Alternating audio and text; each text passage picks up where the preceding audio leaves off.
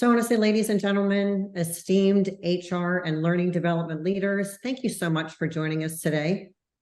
During the next hour, we will embark on a journey to explore the critical priorities that define success in 2024. As we navigate the complexities of the modern workplace, we'll identify 5 priorities that will serve as beacons guiding us toward excellence in human resources and learning initiatives.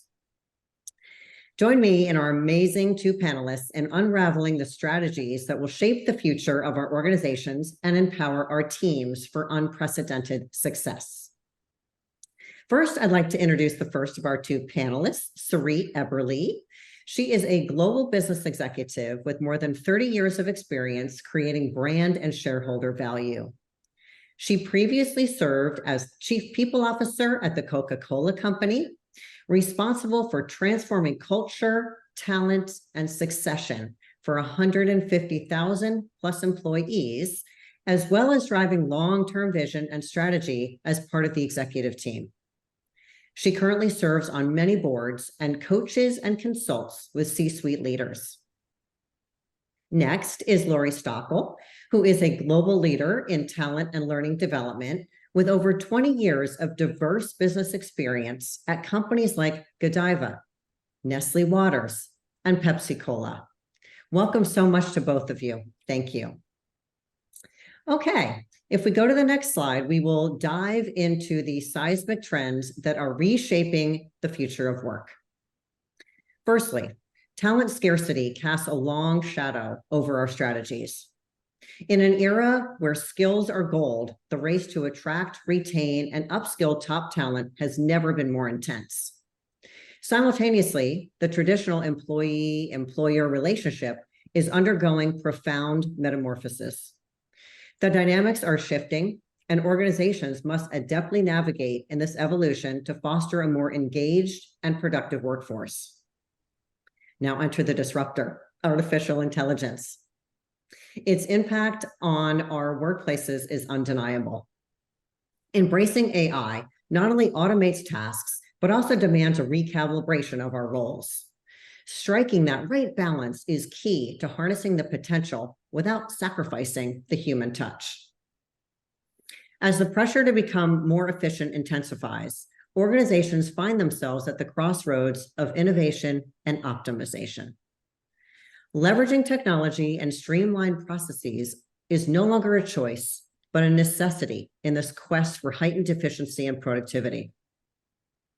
Lastly, but certainly not least, is the clarion call for diversity and inclusion.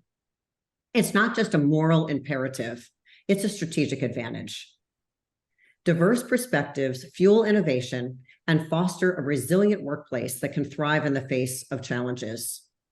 So as we navigate this landscape of change, let's not merely adapt, but strategically embrace these trends to sculpt a future of work that is dynamic, inclusive, and resilient. All right, next slide. So given these trends that I just spoke about, these are the top 5 priorities for CHROs and L&D leaders in 2024. Upskilling and reskilling, ensuring a positive organizational culture, leader and management effectiveness, leveraging AI, and data-driven transformation of HR and L&D functions. Next slide. Let's talk about priority 1, upskilling and reskilling. I'd like to turn this over to Lori now to answer. Lori, how can organizations enhance their ability to attract and retain top talent through initiatives focused on upskilling and reskilling employees, tailored both to role-based and, of course, employee interest-based skill development? How would you tackle that one? Well, I mean, that's a mouthful, right? So Yes. Where do we start? Actually, if you think back to those of us on the call that are in HR or in L&D, go back in time to things like the Internet of Things, or when we were talking about the fourth industrial revolution, and even what half-life of skills were. Those were common language, and we talked about them a lot. We've been talking about it for years. But what's happening right now is that those conversations are almost sped up. And with the advent of generative AI, they're kind of really front and center. And they are something for us to think about as it relates to the future of work and skills-based organizations, which I think is really part of the strategy that we're going to talk about today. But I wanted to share a story first. So I do some volunteer work at a technical high school, a vocational high school in New York City. And I go in there and I help them with interviewing skills. And I had a cohort of students last time I was in there from an organization in New York called CareerWise. And basically, there is a group of students at this vocational high school that starting in 10th grade, they take they do apprenticeships, and they go do work at companies like Accenture and Amazon, where they basically treat them like employees. They are welcome to look at all of their work, their online academies. They engage them and they bring them to the clients. So by the time that these kids graduate high school, the skills that they have acquired are far greater than maybe some kids that have gone to 4 years of college and maybe have come out without any practical experience. So think about that as it relates to the future of skills. It's not necessarily the credentials of where they go to school, but what skills are they acquiring? And if we go back to some of those trends about kind of leveling the playing field with DE&I, a lot of these kids come from underserved communities and they might not ever be able to make it to college. I mean, they probably will, but if they don't, it is a way to make sure that we think about skills as a currency as we think about the future. So if I think about the question, Nina, that you asked, is how these organizations, are developing the right framework. I'm bullish on skills-based organizations.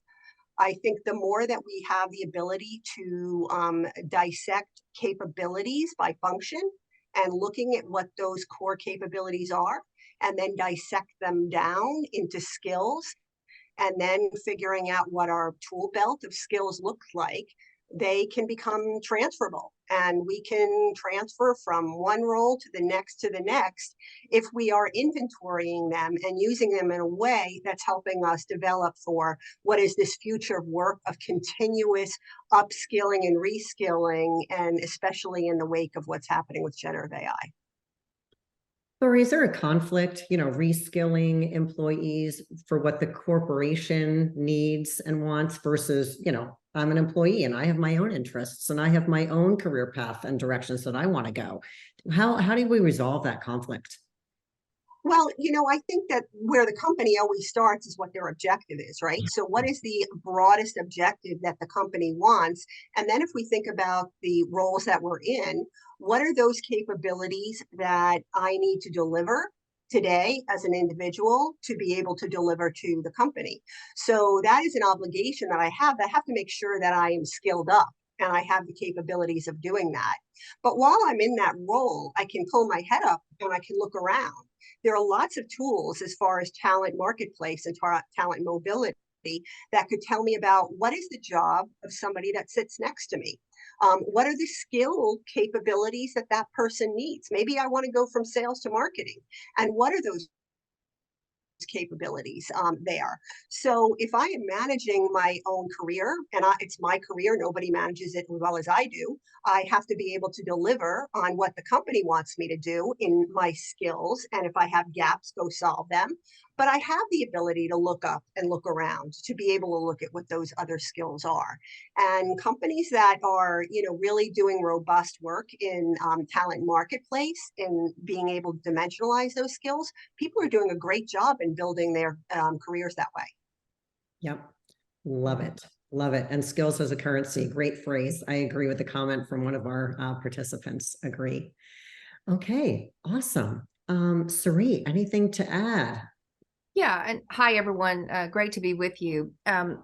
I think the work that I'm doing, one of the things that Nina didn't mention, I've been chairing a board of heads of HR from all over the world with Gartner. So I'm deep in the data, and we present quite often. I was just in London and then in Orlando presenting in their conferences and talking with other CHROs and senior leaders of the function around this very topic. And I think there's there's a piece of how do you actually assess for skills?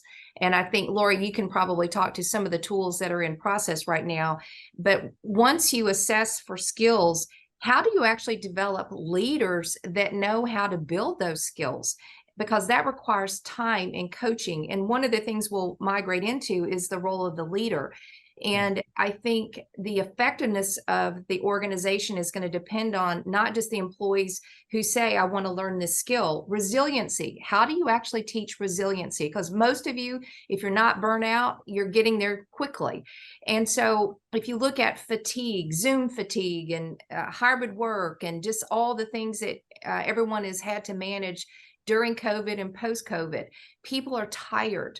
And how do we continue to help people train to run a marathon and not a sprint?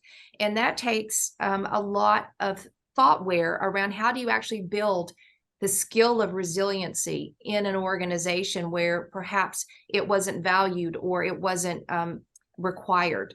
And so when you think about skills-based organizations, I completely agree with Lori.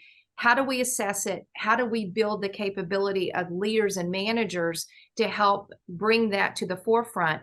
Because it's not just about the experience, the what, it's also about the how.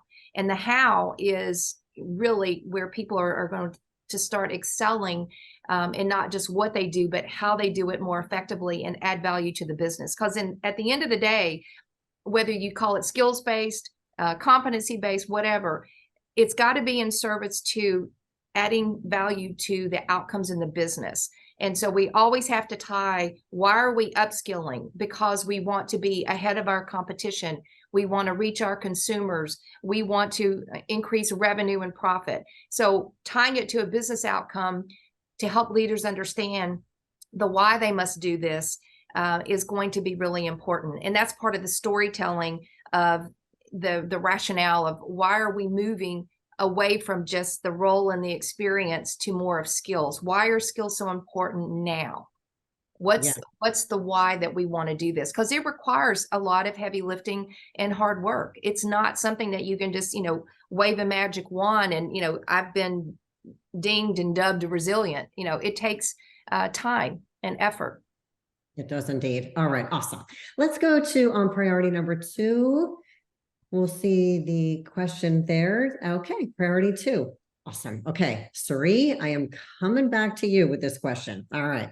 From your experience, what could be some instrumental steps toward enabling internal mobility for employee retention?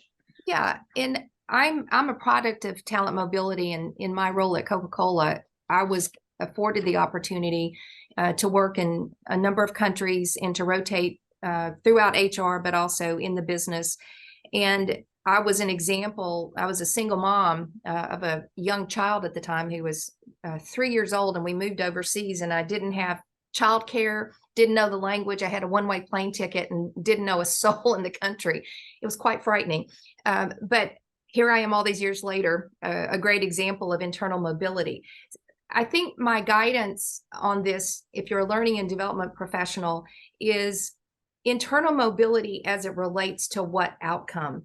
One of the things that we saw at Coke was the leaders had to actually own the strategy, because if HR put together these wonderful talent development programs where people rotate through experiences and opportunities to demonstrate skills and build a portfolio in their career, it had to be in service of a greater business need. So the leaders had to own it. And so, building fancy programs to develop talent for the sake of developing talent, that would only take you so far. So our leaders really had to fundamentally understand, if I'm giving you my best and brightest and I'm doing swaps, like I did swaps with leaders around bringing people out of functional assignments and silos and giving them broader business experience. I actually worked on our largest customer, McDonald's, in a customer role, a non-HR role.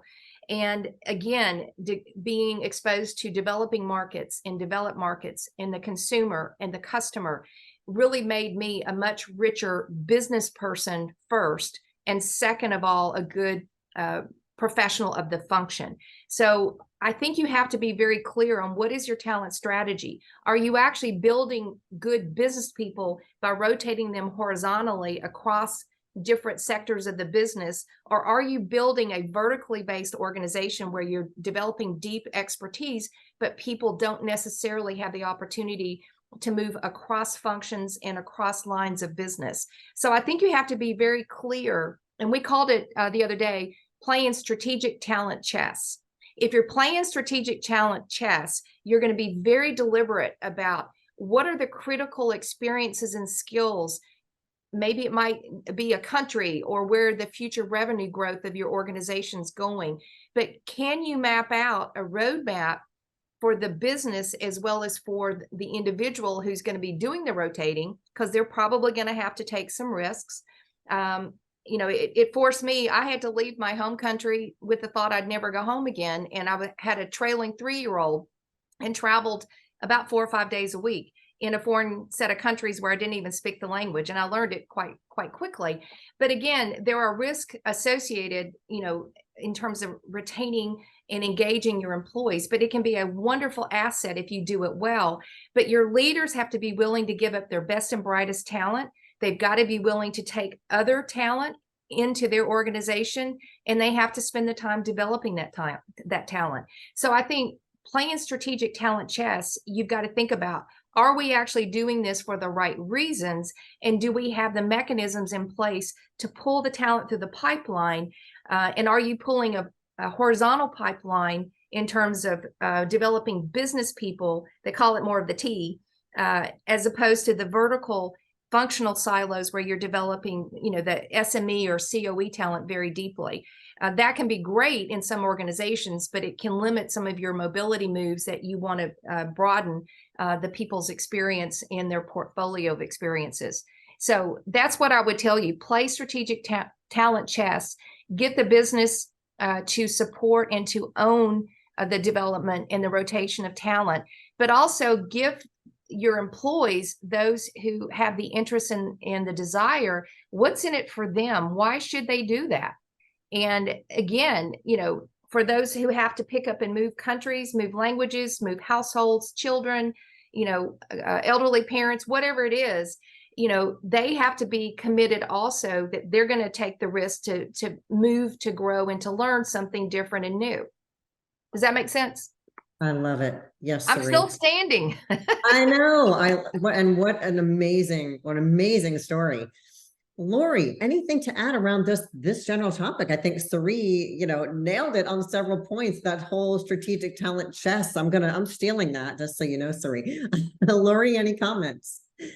I don't know that I could add more to the mic drop that Ceree did on that, but I would basically add a little bit of a story and then just a different angle to look at it. So like Ceree, my career has been what I like to sometimes call myself a trapeze artist, is that I started my career at Pepsi in an administrative role. I left there in a marketing capacity.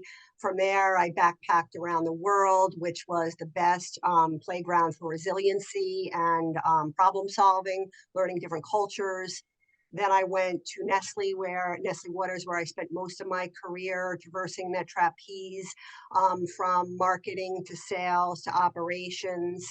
It was when I was in sales that I was tapped on the shoulder to interview for the learning and development role. I never saw that on my bingo card. And because of the skills that I had developed over my career in building that, I was able to take those transferable skills, or what I like to call the always on skills, and be able to take some formal learning, going to get myself an instructional design degree and getting help from my counterparts to stand up something there called the Center of Sales Excellence. So it was really a capability building workshop, if you will, within the sales organization. But it was there that I never looked back. And I think back to all the years that I worked at Nestle and the value of hopefully that I was able to bring from growing in my career and being able to be a committed employee, being a high performer, being able to develop new capabilities that paid back. So in everything that Ceree was talking about in that infrastructure, I would say a different angle to look at it from a company perspective is, what is the maturity of a company? Maybe Coke is very mature and they had a very strategic approach, but if you're a smaller company, you might not have that same ability. So you have to think about talent development or talent management from a strategic perspective. Yeah. If your people are staying longer, the retention, look at the number on the screen on what it costs to attract employees, new employees, and think about speed to competency. So you want to invest in them. Then once you invest in them and they become high performers usually contribute 2 to 5 times more than the average performer. So think about the productivity piece that comes out of it. Then think about that as it relates to marketing your EVP, your value proposition, and how it becomes an attraction for new employees. So the ability to really think about mapping this out based on whether you're a small, medium, or large company, you really want to think about the value of investing in talent development as a business driver and a strategy that's going to help your business grow, as opposed to just an expense on the P&L. So I would add that. Amazing, amazing guidance. And Nina, I'll give you a little a little spin where the skills crossover came into place for me. I was in the customer role, and they asked me to interview to be the head of HR for all of our European operations. But a big component of that was labor relations, works councils, unions, negotiations. And I said, well, I haven't done that. And of course, I'm self-selecting out. And the head of Europe at that time, who's become a great friend of mine, a woman, was our GM over there. And as I interviewed, she said, well, give me some examples of your negotiations with the customer. And I'd never thought about the customer management and the actual selling cycle, the negotiations, and how instrumental that was in helping me use that skill with unions, labor relations issues, works councils. And I was extremely effective in that role. Even though I had not had the experience, I had the skill set from the customer management role. And it was a wonderful opportunity to just match one for one how effective that was. But no one had really thought of it that way. And so that's a real practical example for those of you listening of, you can take all sorts of different experiences and skills and map them real time, and people can see it and go, oh, got it. And so that would give you something brought to life in my own personal life. And that job that I went to in Europe is the one that got me the head of HR job. So it was a path. But they didn't sync up originally because I wasn't exactly sure what the end game might be. But that would be a good example to share with you. An excellent example. Amazing. All right, let's move to priority number 3. We can switch a couple slides. Next one. Next slide. There we go. Beautiful. Leader and manager effectiveness. And I know everyone has so many opinions on this one. Ceree, let me ask you, from your present or past organization, what has been your experience in measuring effectiveness of first-time leaders or managers? Yeah, and we debated this for some time, and I think everyone has a different answer. But I think the metrics are changing, and Lori, I know you're going to follow up with some comments as well. But I think one of the things that we've historically done in organizations, and this is from many members on our board at Gartner, many individual contributors were excellent at what they did. So we just gave them people management responsibilities on top of that. So oftentimes they were still being a player coach, if you will, delivering in an individual role, and on top of that, managing and leading people, not always with training. So one of the metrics of how your frontline supervisors or first-time managers are doing is, first of all, do they actually have the composite skill set? And I think those skill sets are changing rapidly and drastically post-COVID. And, managing everyone the same way in a box, that's gone. we have to manage people on site, virtually. We've got to manage the whole human being and to actually recognize that we have humans working for us. And so the humanity component, the resilience component, the soft skills of collaboration and teamwork and problem solving and all the things that we know, they're all shifting and changing. So first of all, have you actually identified what is the role of a successful frontline manager? And do you actually have a standard that you hold them accountable to? And that is the first place, Nina, I think we have to start, because what happened, post or pre-COVID, even with succession planning, I can tell you to every single board member, they've said our succession plans all the way down the pipeline, we had some major surprises of what we thought good leadership looked like. And then COVID hit, and we were surprised at how that changed. Some of the people that we thought were the strongest leaders were the weakest, and some that we didn't know had it in them. They were like lions coming to life. And so I think having metrics based on a standard is really important. But if you haven't explored that, I think you need to. What does success look like in our company and our organization? But there's some common things. Are they actually spending the time with their employees? Because if you look at how they spend their time, that's going to give you a good indication of, are they actually with the employees, coaching, developing, mentoring? Are they actually helping them with the what as well as the how? What are their employee engagement scores? If you've got employee surveys, how are they being viewed as a manager or a leader? If you look at their business results, how are they actually doing in their areas of responsibility for revenue and profit? Whatever business metrics you have, typically those who are doing it well will have people who are engaged, who are bringing best self to work, who are on fire, to come to work every day. So those are some qualitative metrics. But again, have you actually created what success looks like moving forward? And are you measuring them against that? Employee retention, engagement, those are simple things, but also watching how they spend their time with the what and the how. Yes. Lori, I know you probably have more than one thing to add. What do you say about this one? I say that I feel horrible for managers these days. I think about them. Somebody had state this concept of the Oreo cream in the cookie. It's the glue that holds the top wafer and the bottom wafer together.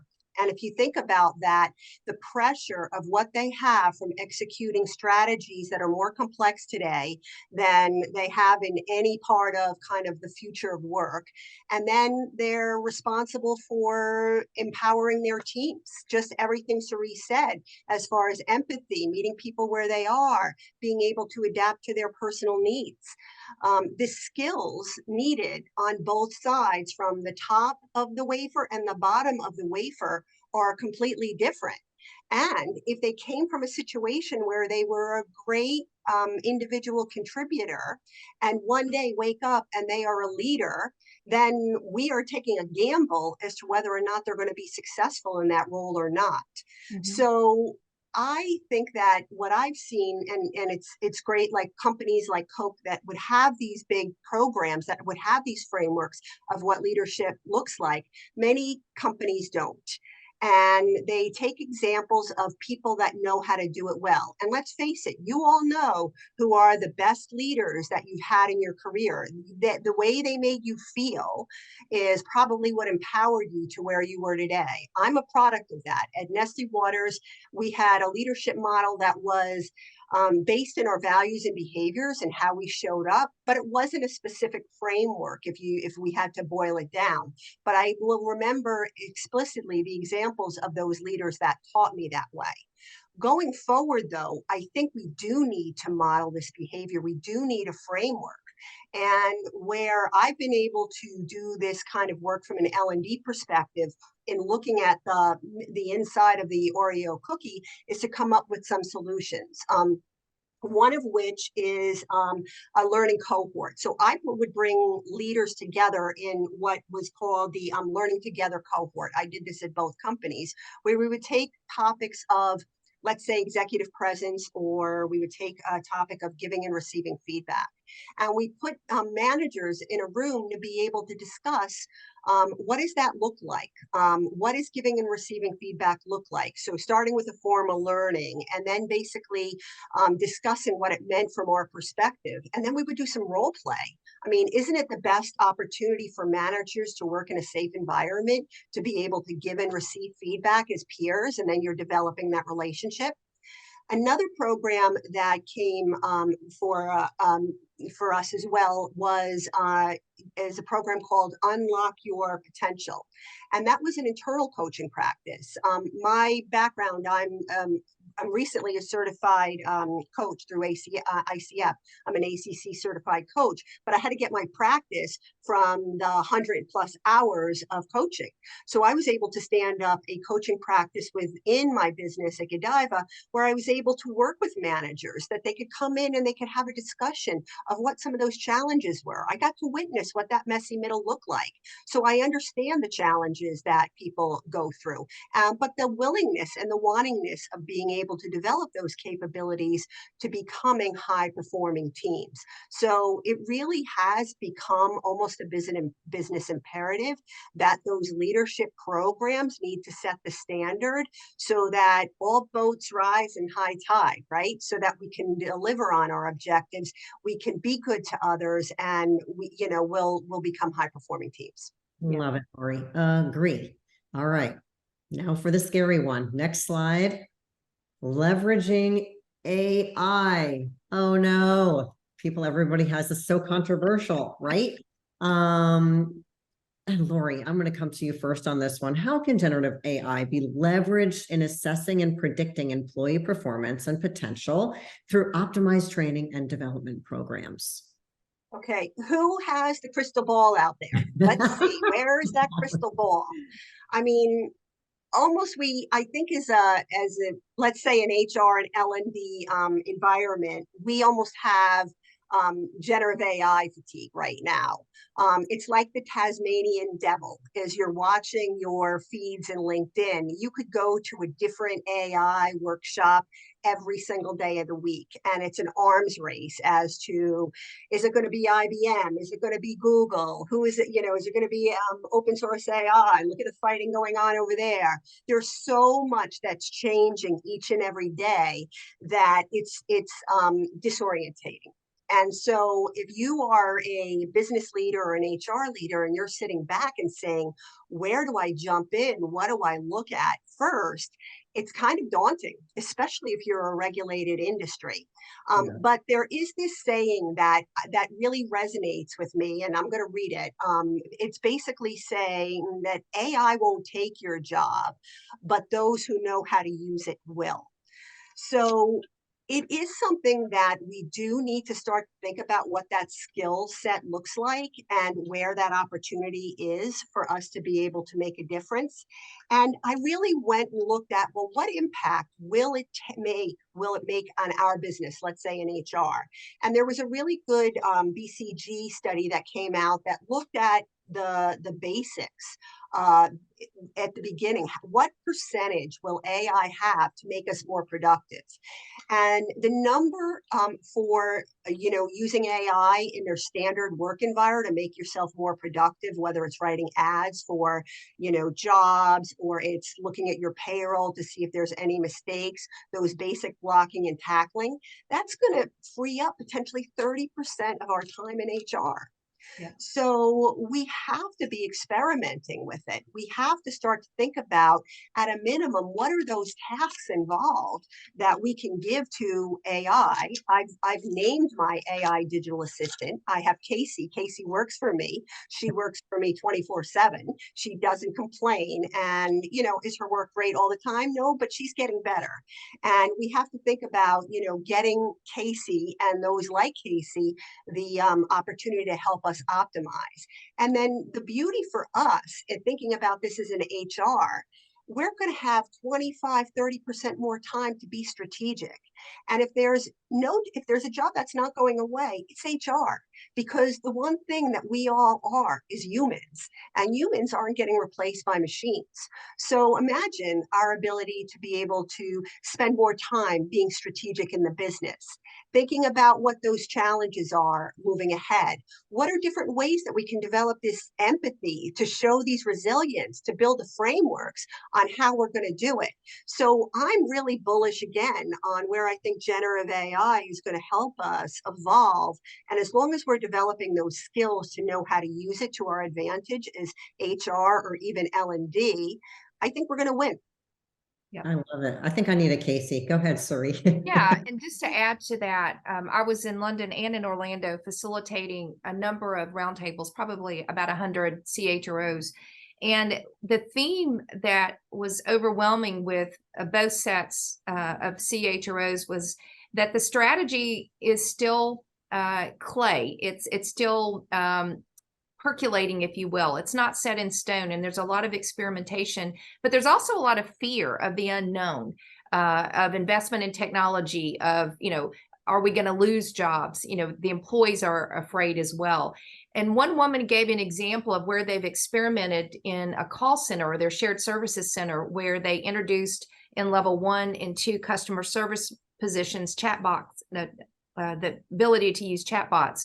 And they saved the equivalent of 14 FTEs by using this technology. And so what they were amazed with, they had the operating expense of that 14 FTEs, and they were able to redeploy that in their data analytics and insights area to really beef that up, because that's where the business was asking them to play. So if you think about what Lori just said, my ad would be lean into it and experiment, and don't put yourself in a box of, a predicted strategy, or, you're here to learn about it. And people are experimenting, and they're finding that as they experiment and they learn, they're able to optimize certain areas, whether it be in payroll, whether it be in L&D, whether it be in recruitment, whatever that looks like. Are you optimizing that work so that you can redeploy and reinvest in other areas that the business wants to value more strategically? So in this example, the CHRO went into it not really knowing what was going to be the outcome. And then she was able to go back to the CEO and say, look at what we just did in this one tiny example. And if you had every function and every business unit thinking this way, where could we actually optimize and then redeploy to add more value, whether it be a consumer or a customer, whatever it might look like? And how do we continue to train ourselves to think that way and not to be afraid of the technology, but to use it wisely? And so those were the conversations. Everyone was in wait and see. I'm putting my toe in, I'm experimenting, but I'm not coming out with, here's my 10-year strategy, because it's moving too fast. And actually, interestingly enough, it's a Gartner factoid that 75% of the companies that they surveyed around AI said in the next 2 years, if they have developed internal tools on generative AI, that they're actually going to have to migrate to the external environment, because the technology is moving too quickly for them to keep up with it internally. So most companies will be utilizing external networks and technology around generative AI, as opposed to looking inwardly only and developing those tools from within. Love it. Thank you both. I feel like we could be talking about this one for a long time. All right. Something else near and dear to all of our hearts is the data-driven transformation of HR and L&D. And this one also huge topic, that Brandon Hall stat on the left there, right? That fewer than 1/3 of organizations have done anything to address their gap in understanding and practice as it relates to learning data and analytics. So this one, Ceree, I'm going to start with you. In what ways can data-driven insights reshape talent development strategies and address skill gaps through optimized L&D initiatives? Yeah, and I'm going to give you a real practical example, because this is hitting our board and every member on it. So the biggest gap that we've been talking about as board members, and our board members are the heads of HR for like Workday, Bank of America, GE, so large companies primarily around the globe.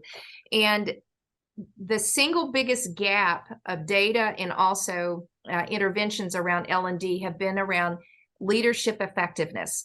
And so it's the number one priority for Gartner. I know here it's probably number 2 or 3, and it doesn't matter, which number it is. It matters that we're actually paying attention to it. And so every member of our board said, we have a point of view on leadership effectiveness and development based on the data that we have. So there's a lot of data right now between a Gartner and Harvard and PwC that is suggesting that if you double down on the role of the manager, whether you call it middle manager, and I think, Lori, you said it best, the middle of the Oreo. Middle managers are getting squeezed. They're getting more, quote, stuff to do, and they're stressed, they're burnt out, they don't have enough hours in the day. And the central theme that we're finding around the use of this data and insights is we're actually going to be focusing on leadership effectiveness more at the frontline and middle management level as a way to drive employee performance, employee engagement, the employee value proposition, increase effectiveness of the business outcomes. But the leader and the manager is in the center. And when that's not working, it impacts everyone. It's kind of like in the family, when mama ain't happy, nobody's happy. And so it's a really important, critical insight that every single board member said, this is our number one priority because we don't have an answer. So we are actually embarking on a piece of work with Gartner next year around the frontline leader and what we're doing as an intervention and frameworks and tools and partnering with the L&D community to be able to activate this. So it's our number one priority for 2024 as a board. But every CEO that was interviewed, it's the top priority that's causing business disruption, leadership ineffectiveness and capability. 100%. Lori, I know you have something to say on this topic as well. It brings me back, not that I have the same level of kind of awareness that Ceree does and get to engage with that level, but it brings back a personal story. So when I started in L&D, I guess the first experience is like a drive-up window. The business would come in, just like they'd order a cheeseburger and fries, they'd say, I'd like a leadership development program, and I want you to invite Lori and Jane, and I want it to be 4 days, and blah, blah, blah. Let me know if you have any questions. The old proverbial drive-up window. And I think about like the needs for business and transformation to change, that the whole outlook that, I take on learning and development is very different. And it's really based on a lot of what Ceree said as far as what are the right conditions. So my approach to L&D is something that I call Hill, Skill, Will, and Fill. So if we start with, as a learning and development practitioner, I got to assess what's the problem we're trying to solve here, not the burger and fries, but what is the root cause of the issue. So as a learning practitioner, you start with the hill. What is the problem we have to solve? Once we identify it, then what are the skills that are necessary to be able to close that skill gap? How do we know what good looks like? How do we assess our people? How do we develop those capabilities? So then you develop those skills. But beyond that, if you think about will's the motivation. It's the reality of what are we going to help people get to that chapter. So what's in it for me? How do, and my approach has always been, what are the marketing strategies designed to help people understand why it's important to invest in their capabilities? What's the payoff going to be for me? And if those 3 things work, you get to fill. What does fill mean? Fill means my heart is full. I am contributing to a greater purpose. I am part of something bigger than myself and my team. That creates what every company, what every manager, what every employee wants to be, part of something bigger than themselves. So it really has changed my orientation to, yes, I guess I'm a learning and development practitioner, but I really kind of look at my job as people boosting, because all of these elements have to fit together in order to really help an organization be able to meet its business goals, but also to keep and retain and create high performing teams. Yeah. I And- love it. Go And ahead, the Ceree. only thing I would add to what Lori said is, oftentimes we get caught up in our own exhaust, with these sexy programs and things that are great of what we think the business would value. And my humble learning, and some of my colleagues on this board have said, if the business doesn't see the value of the insight and the intervention that you're doing with the insight, if they don't own it, if they don't support it, if it doesn't make sense to them, then you have to ask yourself the question, what is the problem we're trying to solve? Because sometimes we love our own programs and how sophisticated and wonderful they sound. But if they're not valued and utilized and owned ultimately by the business and by the leaders who actually have to drive this, not us, then we need to rethink, why are we doing this to begin with? And so I always stop myself and say, okay, why are we doing this? For what purpose? What problem are we solving, and who's going to own this longer term? Because if HR is the only one that owns it, heaven help us, because it's not going to work.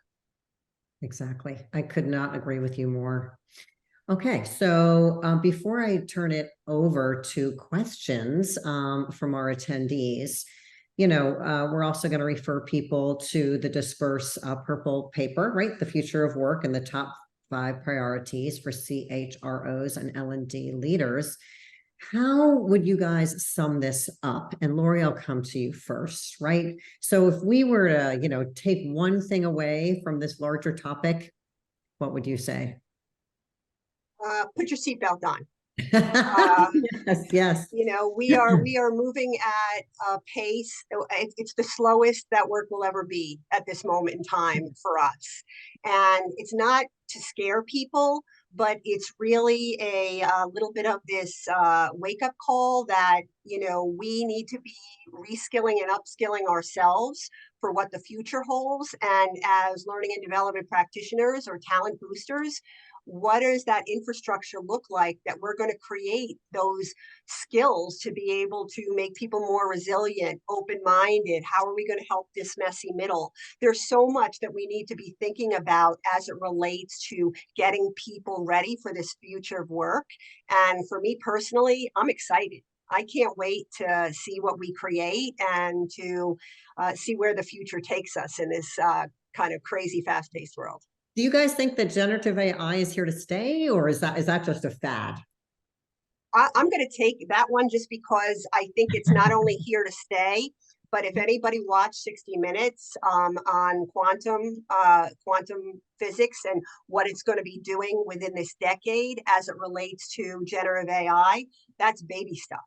So what quantum physics is going to do for solving the world's problems is coming up next, and we're going to be talking more and more about that. So I really recommend everybody go watch 60 Minutes from this past Sunday. It will blow your mind.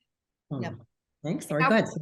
And I would just say, I love everything Lori said. And I think everything's accelerating and everything is changing all the time. So if you haven't stopped, and all of our board members have had to face this reality, the succession plans I had, the L&D, strategies I had, I've got to totally rethink everything because it's a new day. And so if my message is, it's a new day, baby. And so if we're wedded to the old, you need to really stop and rethink of that and say, what is changing? And what am I going to have to continue to be very fluid and agile? So the word agility, I know that's used a lot and some people hate that word, but are we able to adapt and evolve as an organization to continue to be ahead of where the curve is, to be recommending to the business what interventions and what strategies are what's important to do now? We can't do everything, but if we looked at where the hockey puck is going in the future, what are the 3 things that we would tell the business are going to raise engagement, drive performance, retain employees, whatever that looks like, and then say, okay, and how are we going to go about doing that? But that requires us to not be in love with all the things we used to create or we've had in place for forever. It's a new day. And I don't think to a person on our board, when COVID hit, we would get on calls and people would say, we're having to toss out our entire playbook on everything that we created because it's not relevant anymore. And so help me because I don't know what to do. And so we had a lot of community calls where people were like, okay, I'm in the Russia-Ukraine war. What do I do now?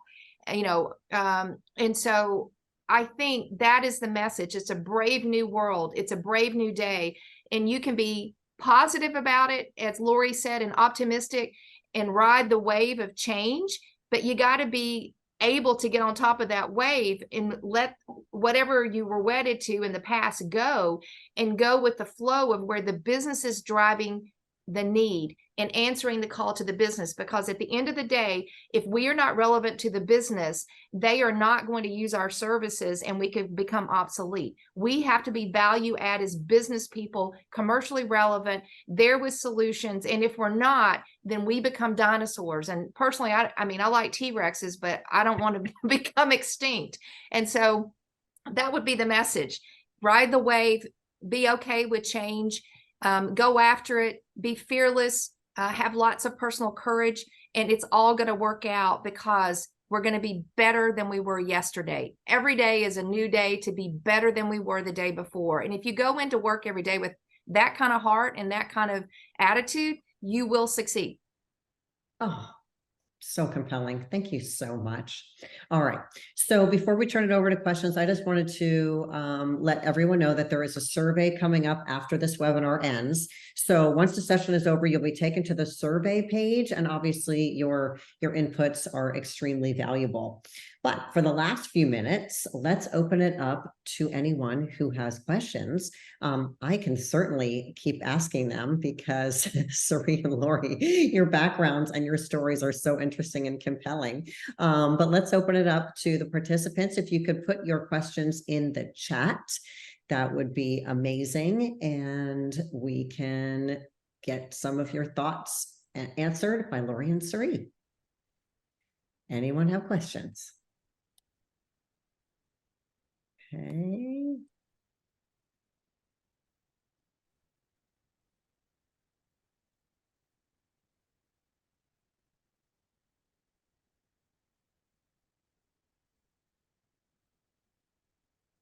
Any suggestions for learning or HR events to network with your peers? Any ones that stand out in particular that you ladies would like to evangelize?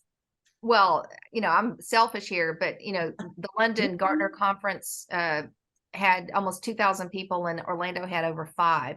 And I tell you, it was powerful just alone for the networking and the FaceTime that people had sharing experiences. So whether it be Gartner or Lori, you've probably got some other conferences that you've gone to, but they're great for letting people share openly what's going on in many roundtables of conversations, even dinners and after dinner, lots of informal opportunity to do that. But I'm plugging Gartner just because I've seen the power of what it can do in terms of being a great, great enabler to that, the networking. I've always wanted to go to a Gartner event. When October comes around, I get very jealous, but I can't afford the price tag, right? So unless my company wants to take that one shot to send me to that, so I wait for all the papers to come out afterwards and I watch all the webinars. So at least I get that. So that is one way of keeping abreast of what's going on. But if your budget is limited, and depending upon where you are in the organization, there are kind of, if you're a chief learning officer or like a director of or talent, there are organizations like Iventive or Concero that have these events where they invite you to them, and you don't have to pay, but you have to meet with vendors. And that's a way to kind of increase your network. I've met the best people. I've learned from the greatest people that way, not spending really a dime. But if you don't get invited to them, you could do another thing. This week is networking week for me in New York. I'm in New York 4 nights this week, and I'm going to 2 ATD, Associated for Talent Development events, live events. One's tonight, one's Thursday. Last night, I'm an ICF certified coach. I went to their annual holiday party and networked with a bunch of people that gave me a bunch of new ideas on how I have my side hustle business and how I can launch that. And there's also a program for HR people called Wine and Dine. I know it's in the tri-state area. I don't know of other areas, but it's a free networking event that happens once or twice a month. There's a website, Wine and Dine, and wine is WHINE. That you could find them and go and just show up, and you don't have to pay admission, buy yourself a drink and some food. So those are some examples for networking. But I would also say reach out to thought leaders on LinkedIn. I love what you said. A trick that I do is I watch webinars. If I really like what Ceree said, I'd send her a note and say, that was amazing. I'd love to talk to you about X, Y, and Z. And you know, those people, more times than not, actually say, let's have coffee. So that's another great way for you to expand your network. Super. Okay, well, last question. So someone asked, going back to priority number 3, which is leader and manager effectiveness, someone is asking what your thoughts are on the selection process for leadership and manager development programs. Any trends or creative strategies you guys can share with us? In 3 minutes. That's right. I'm going to let you take that, Ceree. Go ahead, Ceree. Sorry, I was reading the question about AI, so I totally, it's around the selection criteria? Yes, selection process for leadership and manager development programs. Are there any trends or creative strategies you could share? Lori, I might have to defer to you because I have been out of role where I haven't been doing that, but we've used a host of tools as looking at readiness for purpose in terms of the, do you have the composite capabilities? But the one thing that I would tell you is everything that has been put together since COVID has to be reevaluated. So what was then and what is now are totally different. Not totally, but they are different in terms of what are you actually going to assess for? Are you looking at, are you taking someone who doesn't know the bare basics of coaching and feedback, how to be a manager? Are you actually teaching them 101 management? Or actually, are you putting someone in that you've hired from another company to come in and be a mid-level manager with capabilities and skills? But Lori, I'd have to defer to you in terms of the latest and greatest out there. Well, I don't think that there is a best practice on that front, but I think if the person, it's the investment piece, if I'm kind of understanding it, and that gets to kind of hypo type of conversations, or who do we invest and do we say it or not? A best practice I have seen that we were going to implement was around open enrollment. So making criteria around if you would like investment from a development, a high performance perspective, you have to meet a certain criteria to be considered. This way, there are no secrets around who's a hypo and who's not. And that kind of, also creates more trust and transparency in an organization. Absolutely. And I think that is one recommendation I would give is total transparency and allow people to opt in as opposed to deselecting or being exclusive.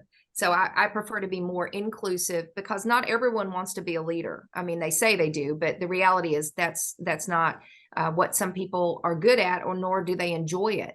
I, for one, absolutely love developing talent. That's just my thing. And most of my old direct reports are CHROs at other companies. And I'm very proud of that because that was my heart and my soul built into that. And I did it because I believed in it and I thought it was the right thing to do.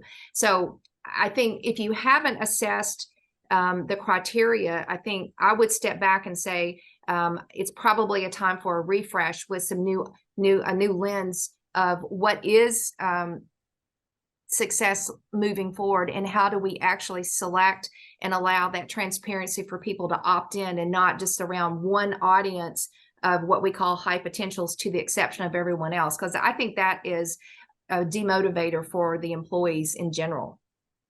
Excellent.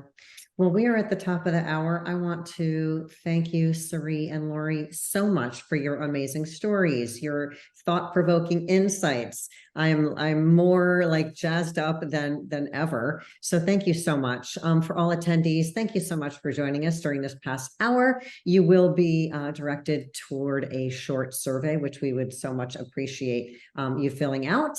And so again, my name is Nina Simosko. Thank you, board member of Disprz. I really appreciate this past hour, and we hope to see you all again soon. Thank you so much. Thank you so much. It was a lot of fun. Absolutely. Bye, guys. Bye, everybody. Have a great Bye. day.